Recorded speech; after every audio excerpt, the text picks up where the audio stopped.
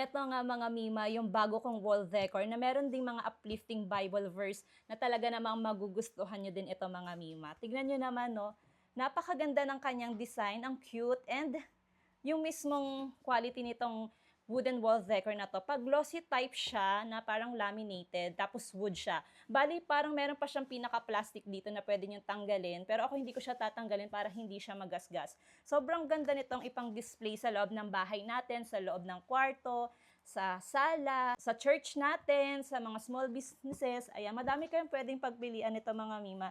And yung mga pinili ko is yung mga talagang mga favorite kong Bible verse. Ito is 30 by 40. Ang pinakamalaking size nito is 40 by 60. Ito naman yung pinakamaliit mga Mima, 20 by 30. Ayan, meron din siyang kasamang double-sided tape kasi pwede mo itong madikit sa wall nyo. Pero ako hindi ko nga siya ididikit sa wall. Bali, parang ipapatong ko lang siya sa mga table. Ayan, napakaganda nito. Seek ye first the kingdom of God and His righteousness, and all these things shall be added unto you. Sobrang nice, di ba, na mga nakalagay na mga uplifting Bible verse dito na talaga namang mareremind ka everyday. So tuwing gigising ka, ito agad yung bubungad sa'yo, yung salita ni Lord.